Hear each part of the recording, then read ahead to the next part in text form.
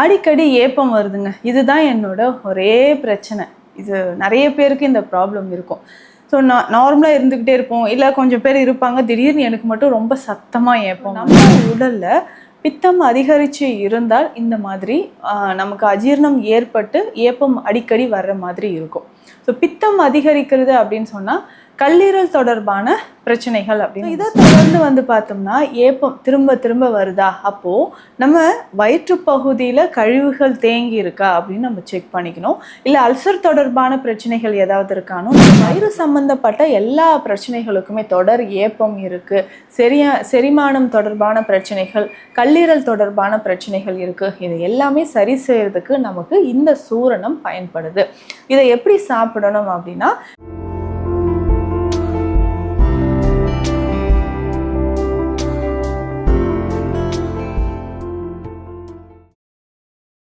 வரம் நேயர்களுக்கு வணக்கம். நான் doctor Nithya, Siddha physician.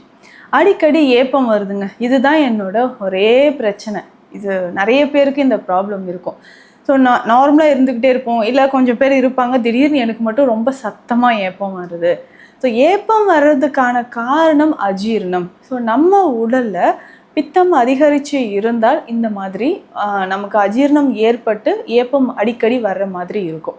So பித்தம் அதிகரிக்கிறது அப்படின்னு சொன்னால் கல்லீரல் தொடர்பான பிரச்சனைகள் அப்படின்னு நம்ம சொல்லலாம். ஸோ இந்த கல்லீரல் பிரச்சனைகள் ஏற்படும் போது நமக்கு சரியாக டைஜஷன் இருக்காது, சாப்பிட்ட உணவு செரிக்காமல் இருந்து வயிறு உபுசமாக இருக்கிறது, ஏப்பம் அடிக்கடி வர்றது, இந்த மாதிரியான பிரச்சனைகள் இருக்கும். ஸோ இதை தொடர்ந்து பார்த்தோம்னா ஏப்பம் திரும்ப திரும்ப வருதா, அப்போது நம்ம வயிற்றுப்பகுதியில் கழிவுகள் தேங்கி இருக்கா அப்படின்னு நம்ம செக் பண்ணிக்கணும். இல்லை அல்சர் தொடர்பான பிரச்சனைகள் ஏதாவது இருக்கானோ நம்ம பார்த்துக்கணும். பொதுவாகவே அல்சர் தொடர்பான பிரச்சனைகள் இருந்ததுன்னா நமக்கு என்ன ஆகும்னா டைஜஷன் ஆகாது, சாப்பிட்ட உணவு வயிற்றுலேயே தங்கி இருக்க ஆரம்பிச்சிடும். ஆசிடும் அதிகமாக செக்ரேட் ஆகிறதுனால வயிற்றில் செரிமானம் ஆகாமல் புளிச்சு போய் ஒரு மாதிரி ஏப்பம் வரும். இதில் ஒரு சிலர் என்ன சொல்லுவாங்கன்னா, பேசும்போதே எனக்கு ஒரு பேட் ஓடர் வர மாதிரி இருக்குது, வாய்ப்பகுதியில் ஒரு ஸ்மெல் வருதுங்க அப்படின்னு சொல்லுவாங்க. இதற்கும் காரணம் என்னென்னா அசிடிட்டி, அதிகமான ஆசிட் செக்ரீஷன் நம்ம வயிற்று பகுதியில் வர்றதுனால.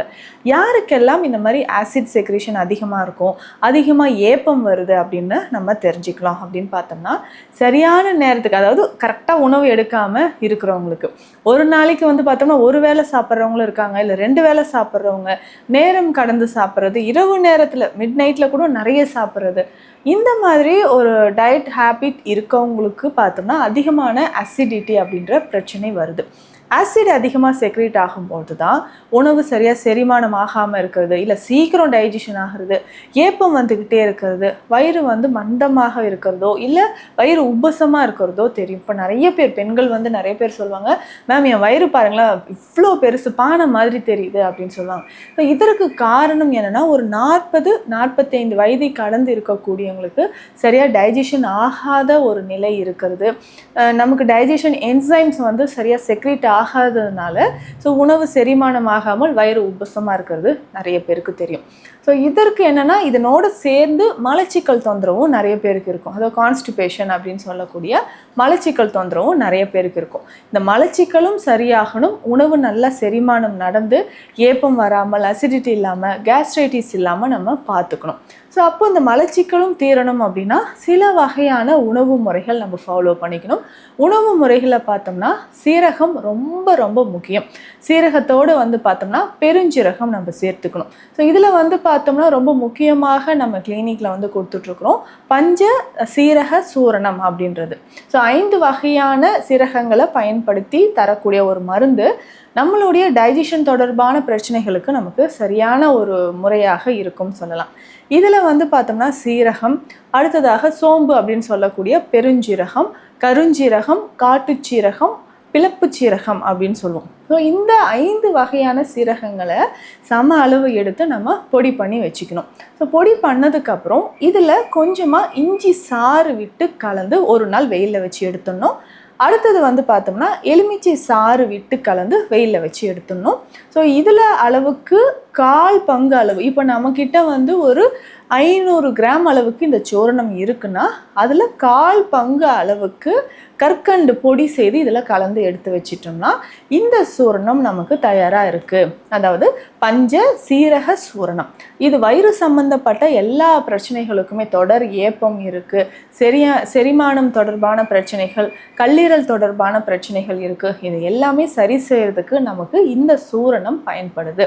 இதை எப்படி சாப்பிடணும் அப்படின்னா, வெந்நீரில் கலந்து ஒரு நாளைக்கு 2 வேளை காலை இரவு உணவு எடுக்கிறதுக்கு முன்னாடியே ஒரு 10-15 நிமிடங்கள் முன்னாடியே இதை நம்ம எடுத்துக்கணும். ஸோ இந்த சீரக சூரணத்தை வந்து நம்ம பாலில் கலந்து கூட குடிக்கலாம். ஸோ இந்த மாதிரி நம்ம சாப்பிடும்போது நம்ம உடல் அஜீரணம் தொடர்பான பிரச்சனைகள் வந்து கொஞ்சம் கொஞ்சமாக குணமாக ஆரம்பிக்குது. ஒரு சிலருக்கு வாய் திறந்தாலே ஒரு மாதிரி சவுண்டாக ஏப்பம் வருதுங்க அப்படின்னு சொல்லுவாங்க இல்லையா? ஸோ உடனே அந்த டைமில் கூட இதை வாயில் போட்டு தண்ணி விட்டு கூட நம்ம முழுங்கிடலாம். அதே மாதிரி மலச்சிக்கல் தொந்தரவு இருக்குனாலும் இந்த பஞ்ச சீரக சூரணம் நமக்கு பயன்படுது. ஸோ மலச்சிக்கல் தொந்தரவு இருக்கிறவங்க என்ன பண்ணால் காலையில் எம்டி ஸ்டொமக்கில் இதை குடிச்சிடணும். ஸோ வெதுவெதுப்பான தண்ணீரில் நம்ம என்ன பண்ணணும்னா ஒரு 1/2 ஸ்பூன் அளவுக்கு இந்த சீரகத்தை எடுத்து தண்ணீரில் கலந்து காலையிலே எம்டி ஸ்டொமக்கில் இதை வந்து குடிச்சிடணும். ஸோ இந்த மாதிரி குடிக்கும்போது நம்ம உடல், அதாவது இது எல்லாமே பார்த்தோம்னா அதிகமான நார்ச்சத்து, ஃபைபர் கண்டென்ட் இருக்கக்கூடிய பொருட்கள் தான். ஸோ இதை நம்ம வந்து எடுத்துக்கும்போது கொஞ்சம் கொஞ்சமாக நம்ம உடலில் ஆற்றல் வந்து அதிகரிக்கும். முக்கியமாக பார்த்தோம்னா இந்த டைஜஷன், அதாவது பித்தம், சீரகம் அப்படின்னாலே பித்தத்தை குறைக்கக்கூடிய ஒரு முக்கியமான ஒரு மூலிகை தான். ஸோ இந்த 5 வகையான சீரகமும் சேர்த்து நம்ம உடலில் பித்தத்தை வந்து தணிக்கக்கூடியது. ஸோ அப்போது நமக்கு வந்து லிவரில் இருக்கக்கூடிய டாக்ஸின்ஸோ இல்லை கொழுப்போ இது வந்து கரையிறதுக்கு இந்த சூர்ணம் நமக்கு ரொம்ப ரொம்ப முக்கியமான ஒரு மூலிகை மருந்தாக இருக்குது. ஸோ இதை நம்ம வந்து பயன்படுத்தும் பொழுது நம்ம உடலில் இருக்கக்கூடிய கழிவுகள் வெளியேறது மட்டும் இல்லாமல் அஜீரணம் தொடர்பான பிரச்சனைகள், ஏப்பம் அதிகமாக வருதா அது வந்து நமக்கு கண்ட்ரோல் ஆகும். ஸோ இதை தாண்டி நம்ம வாரம் ஒரு முறை எண்ணெய் குளியல் எடுக்கணும். ஸோ இந்த எண்ணெய் குளியலும் வந்து பார்த்தோம்னா சீரக தைலம் அப்படின்ற ஒரு மருந்து இருக்குது. இதை பயன்படுத்தியும் நம்ம வந்து எண்ணெய் குளியல் எடுக்கும் பொழுது உடலில் இருக்கக்கூடிய அதிகமான உஷ்ணம் நமக்கு குறைந்து பித்தமும் தனிய ஆரம்பிக்கும். ஸோ இந்த சீரக சூர்ணம் இதோட சேர்ந்து சீரக தைலமும் நம்ம வந்து பயன்படுத்திக்கணும். ஸோ இந்த சீரகம் அப்படின்னு சொல்கிறது பித்தத்தை குறைத்து நம்ம உடலில் இருக்கக்கூடிய உஷ்ணத்தையும் தனித்து டைஜஷன் தொடர்பான பிரச்சனைகளும் குறைக்கக்கூடியது. ஸோ இந்த சீரக தைலம் எப்படி நம்ம ரெடி பண்ண போகிறோம்னா, கொஞ்சமாக தேவையான அளவுக்கு நம்ம வந்து சீரகம் எடுத்துக்கணும். இதனோட சில மூலிகைகள் ரொம்ப சிம்பிளாக நம்ம வீட்டிலே கிடைக்கக்கூடியது தான்.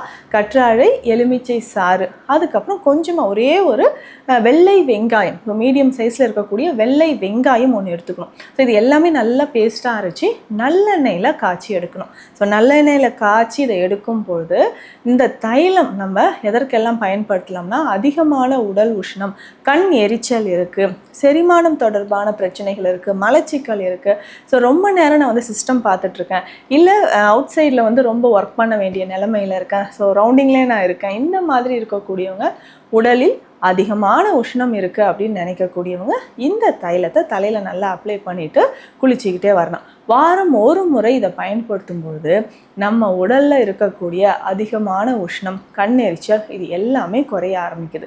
இதை தாண்டி மலச்சிக்கல் தொடர்ந்து இருக்குது அப்படின்னு சொல்கிறவங்க இரவு நேரத்தில் மட்டும் என்ன பண்ணலாம்னா, தூங்க போகிறதுக்கு முன்னாடி ஒரு 1/4 டீஸ்பூன் அளவுக்கு நிலாவரை சூரணம் பயன்படுத்தலாம். இந்த நிலாவரை சூரணம் வெந்நீரில் கலந்து நம்ம குடிச்சிக்கிட்டே வரும்பொழுது நம்ம வயிற்று பகுதியில், பெருங்குடல் பகுதியில் இருக்கக்கூடிய கழிவுகள் வெளியேற ஆரம்பிக்கும். பொதுவாகவே இந்த சூரணம் பயன்படுத்தும் பொழுது குடல் கழிவுகள் நமக்கு வெளியேறுது. அதே மாதிரி தான் நிலாவரை சூரணமும் பயன்படுத்தும் போது குடல் கழிவுகள் வெளியேறுது. ஸோ இதை தாண்டி பார்த்தோம்னா சீரண சஞ்சீவி சூரணம் அப்படின்ற ஒரு மருந்து நம்ம கிளினிக்கில் ஸ்பெஷல் மெடிசனாக கொடுத்துட்ருக்குறோம். தொடர்ந்து ஏப்பம் இருக்குது, வயிறு எரிச்சல் இருக்குது, இதை சரி செய்கிறதுக்கு சீரண சஞ்சீவி சூரணம் நமக்கு பயன்படுது. ஸோ இதுவுமே ரொம்ப சிம்பிள். காலை இரவு 2 வேளையும் வெந்நீரில் கலந்து நம்ம சாப்பிடும்பொழுது எவ்வளவு நாள் பட்டு இருக்கக்கூடிய கேஸ்ட்ரைட்டிஸ், அசிடிட்டி, ஜெர்ட் அப்படின்னு சொல்லக்கூடிய ப்ராப்ளம் இருக்குது. ஸோ இது எல்லாமே குறைக்கக்கூடியது இந்த சீரண சஞ்சீவி சூரணம். ஸோ உணவிலும் வந்து பார்த்தோம்னா அடிக்கடி நம்ம வந்து சுண்டைக்காய் உணவில் சேர்த்துக்கணும்.